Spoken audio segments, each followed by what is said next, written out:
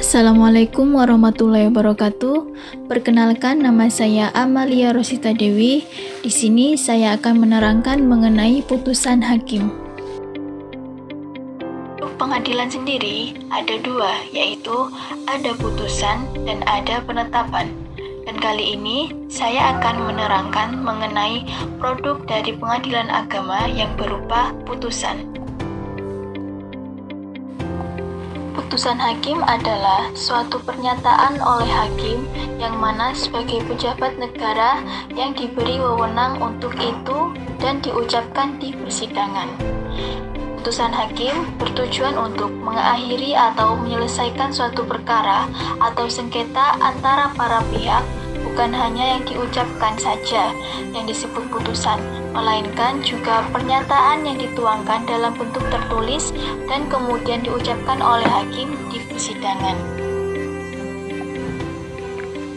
Pada pasal 184 HIR menyatakan bahwasanya putusan harus memuat suatu uraian yang singkat tetapi jelas tentang tuntutan penggugat dan jawaban tergugat, beserta alasan-alasan yang menjadi dasar putusan dan akhirnya tentang putusannya, yang mana disebut amar atau diktum. Demikian pula tentang biaya perkara dan penyebutan apakah para pihak hadir atau tidak pada waktu putusan diucapkan. Suatu putusan harus ditandatangani oleh ketua sidang dan panitera yang telah memeriksa perkaranya.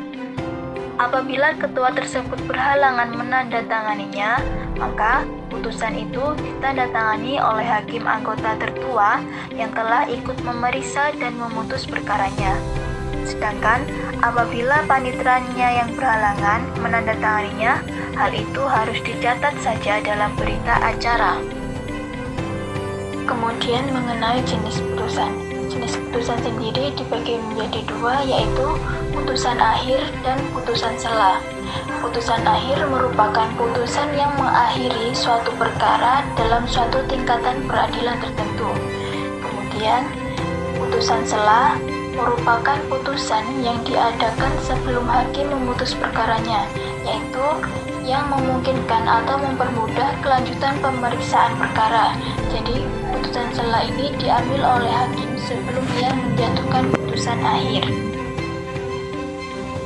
Putusan akhir dibagi lagi menjadi tiga, yaitu putusan kondemnatoir, putusan konstitutif, dan putusan deklaratoir.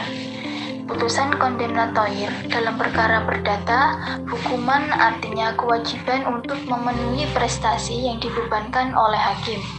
Menghukum artinya membebani kewajiban untuk berprestasi terhadap lawannya. Prestasi itu dapat berwujud memberi, berbuat sesuatu, atau tidak berbuat sesuatu. Kemudian putusan konstitutif.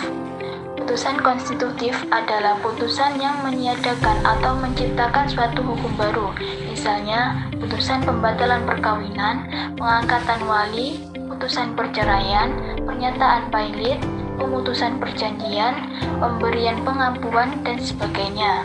Putusan konstitutif ini pada umumnya tidak dapat dilaksanakan karena tidak menetapkan hak atas sesuatu prestasi tertentu, maka akibat hukumnya atau pelaksanaannya tidak tergantung pada bantuan daripada pihak lawan yang dikalahkan.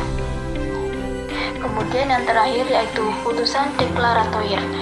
Putusan deklaratoir merupakan putusan yang isinya bersifat menerangkan atau menyatakan apa yang sah atau juga menegaskan suatu keadaan hukum. Putusan sela. Putusan sela ini dibagi menjadi 4, yaitu putusan preparatoir, yaitu putusan yang digunakan untuk mempersiapkan putusan akhir tanpa memiliki pengaruh terhadap pokok perkara atau putusan akhir. Kemudian yang kedua, putusan interlokutoir, putusan yang isinya memerintahkan pembuktian, misalnya pemeriksaan saksi atau pemeriksaan setempat. Kemudian yang ketiga, putusan insidentil, putusan yang berhubungan dengan insiden, yaitu peristiwa yang menghentikan prosedur peradilan biasa. Putusan insidentil belum berhubungan dengan pokok perkara, misalnya putusan yang membolehkan seseorang ikut serta dalam perkara. Kemudian yang terakhir, putusan provisionil, yang mana permintaan pihak yang bersangkutan agar sementara diadakan tindakan pendahuluan guna kepentingan salah satu pihak sebelum putusan akhir dijatuhkan.